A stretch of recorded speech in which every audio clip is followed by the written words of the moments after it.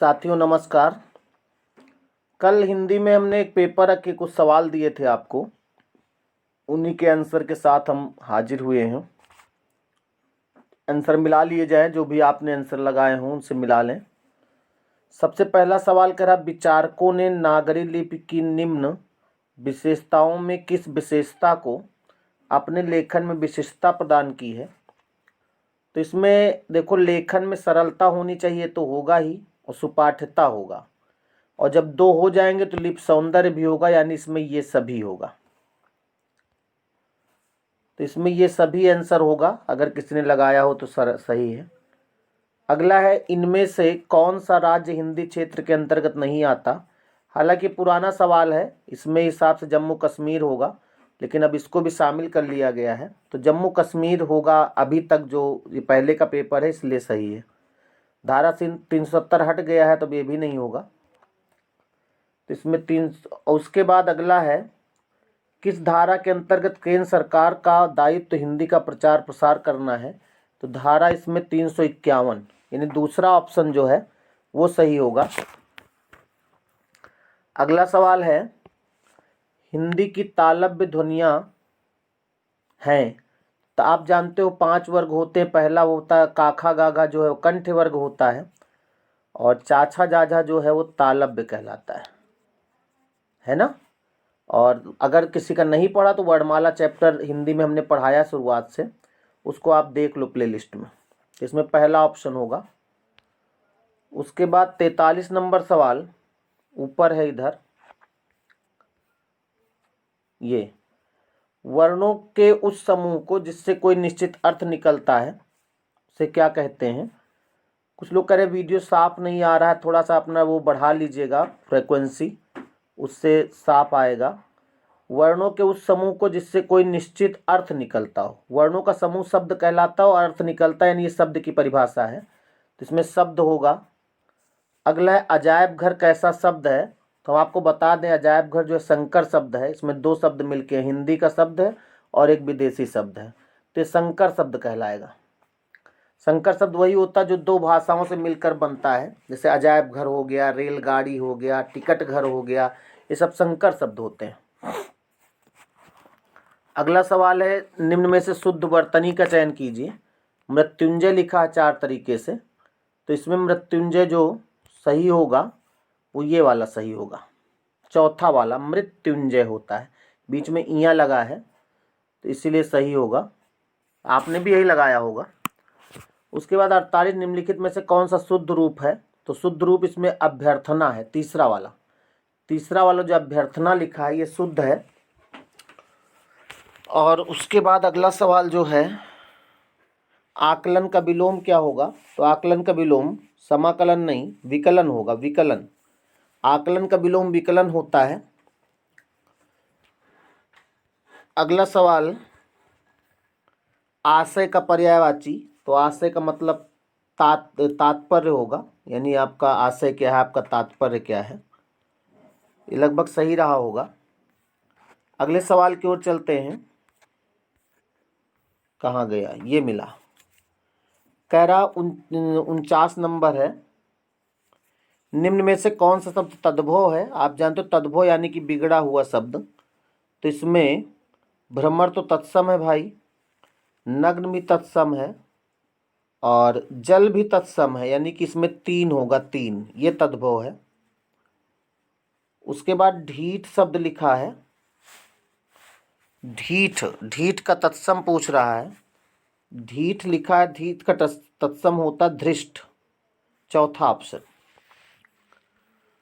उसके बाद अगला सवाल है, मंदाकिनी की जलधारा अजस्र रूप से प्रवाहित हो रही है। तो इसमें अजस्र जो शब्द लिखा वो अजस्र होता है, अजस्र कोई शब्द नहीं होता, अजस्र यानी तीसरा वाला सही होगा। 52 नंबर है, महात्म्य लिखा है, यानी अंडरलाइन जिसमें है उसी का शुद्ध वर्तनी बताना है। तो जो महात्म्य है गलत लिखा है, शुद्ध होता महात्म्य, यानी दूसरा वाला। देवर का स्त्रीलिंग पूछ रहा है। देवर का स्त्रीलिंग देवरानी होगा, देवरानी नहीं देवरानी, चौथा वाला। शायद यही आप लोग लगाए होंगे। अगले सवाल की ओर आते हैं। कह रहा खिलाड़ी, कहाँ चला गया भाई, खिलाड़ी गमनीय शब्द में कौन सा प्रत्यय है? तो प्रत्यय मतलब जो बाद में लगता है वो प्रत्यय होता है। तो इसमें पहला ऑप्शन होगा, खेल में आड़ी लगा तो खिलाड़ी बना, गमन में ई लगा तो गमनीय बना। अगला सवाल है, निम्नलिखित शब्दों में से किस एक का अर्थ स्त्री है? तो आपको हम बता दें, इसमें जो अंगना है, अंगना माने स्त्री होता है। इसी अंगना से देव लगा दो शुरू में तो देवांगना बन जाता है, नृत्य लगा दो नृत्यांगना बन जाता है। तो अंगना जो है अंगना माने स्त्री होता है। अगर ऐसे जैसे लिखा है वैसे लिखा होगा तब, और मान लिया ऐसे लिखा है जैसे हम लिख रहे हैं, चंद्र बिंदी मान लिया लगी है, तो ये अंगना में स्त्री नहीं होता, ये तो अजीर होता है, यानी आंगन जो होता है उसको कहते हैं। और अगर ऐसे लिखा है जैसे यहाँ पर लिखा है तो अंगना मीन्स स्त्री होता है। 56 नंबर, निम्नलिखित शब्दों में से एक शब्द का अर्थ ऐतराज है। तो ऐतराज का अर्थ किसका है? आपत्ति, यानी आपको ऐतराज है यानी आपको आपत्ति है, तो दूसरा वाला सही होगा इसमें। समादर और संरक्षण में उपसर्ग, देखो उपसर्ग शुरू में लगता है, जिसमें अगर बिंदी लगी है, जैसे संरक्षण में लगी है, तो अगर बिंदी किसी शब्द में लगी है और उसमें बताना है तो उसमें सदैव सम उपसर्ग होता है। तो इसमें पहला ऑप्शन होगा, और समादर में भी समधन आदर होगा, यानी पहला ऑप्शन ही होगा। दोनों में सम उपसर्ग लगा है। उसके बाद निम्नलिखित शब्दों में से कौन सा अनेकार्थी शब्द है? तो यहाँ पर जो गोली शब्द लिखा है ये अनेकार्थी है। एक गोली बंदूक से होती है, एक दवा की गोली होती है ना, कई गोली होती हैं, तो गोली अलग अलग शब्द, अनेकार्थी शब्द गोली है इसमें। निम्नलिखित अगला कह रहा, कौन सा शब्द जातिवाचक संज्ञा नहीं है? तो लेखक तो जातिवाचक है क्योंकि इसके अंतर्गत कई लेखक आएंगे, शिक्षक भी है, वकील भी, लेकिन जो मीठा है ये जातिवाचक नहीं है। ये मीठा जो है ये भाववाचक है। मीठा कौन सी संज्ञा है? भाववाचक, इसमें यही आंसर होगा। अगला शब्द पुल्लिंग शब्द का चयन कीजिए। हमने आपको बताया है स्त्रीलिंग पुल्लिंग निकालने के लिए, जिस भी शब्द को पता करना हो स्त्रीलिंग है कि पुल्लिंग, तो उसके लिए आपको क्या करना है कि उसके साथ कोई क्रिया लगा लेना। जैसे संतान, संतान स्त्रीलिंग है पुल्लिंग पता करने के लिए आपको बोलना है संतान अच्छी है, संतान अच्छा है। संतान अच्छी है इसका मतलब ये स्त्रीलिंग है यानी पुल्लिंग नहीं होगा। विजय मिलती है कि मिलता है, मिलती है यानी ये भी स्त्रीलिंग है, पुल्लिंग नहीं होगा। शक्कर महंगी है, ये भी स्त्रीलिंग होगा। लेकिन वर्णन होता है तो वर्णन पुल्लिंग है। इसी तरह स्त्रीलिंग पुल्लिंग निकाला जाता है। अगला सवाल है, कोयले की दलाली में हाथ काले, मुहावरे का अर्थ पूछ रहा है। देखो जो भी मुहावरा कोई आएगा उसमें जो शब्दावली होती है उसके अर्थ में नहीं होगी, यानी इसके अर्थ में ना तो कोयला होगा, ना दलाली होगी, ना हाथ होगा। देखा जाए पहले में कोयला लिखा है ये नहीं होगा, दूसरे में लिखा है और तीसरे में भी दलाली लिखा है, यानी हमारा आंसर इसमें हो जाएगा चौथा वाला। उसके बाद फिर जूतियों में दाल बांटना, मुहावरे का अर्थ, शायद ये मुहावरा आपने पहली बार पढ़ा होगा। इस मुहावरे का अर्थ होता है अपमान करना, यानी कि दाल तो बांटना लेकिन जूती के अंदर अगर बांटेंगे तो ये अपमान करना होगा, पात्र सही नहीं है इसमें, तो इसका मतलब इसमें दूसरा होगा। 63 नंबर है, कह रहा है कि निम्नलिखित वाक्यों में से एक वाक्य में विशेषण संबंधी अशुद्धि है। तो अशुद्धि नहीं है, एक वाक्य में नहीं है यानी 3 में है। तो देखा जाए तो पहले में उसमें एक गोपनीय रहस्य, विशेषण गोपनीय है, और जो रहस्य की विशेषता बता रहा, रहस्य ऑलरेडी गोपनीय होता है, तो यहाँ पर यह विशेषण लिखा है गलत लिखा है।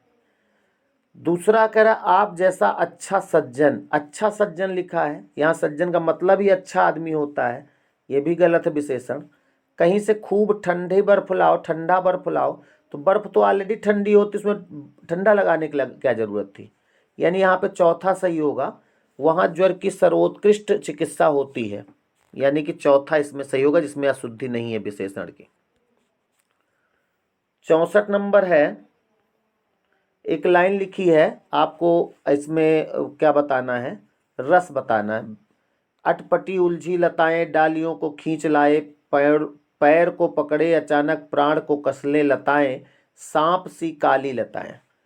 तो इसमें अगर देखा जाए तो इसमें बीभत्स रस तो है नहीं, बीभत्स तो सवाल नहीं उठता, कोई घृणा की बात नहीं है, करुण भी नहीं है, यानी शोक भी नहीं है, रौद्र भी नहीं है, यानी इसमें अद्भुत होगा, यानी विस्मय का मतलब इसमें आश्चर्य की बात कर रहा है तो अद्भुत रस होगा।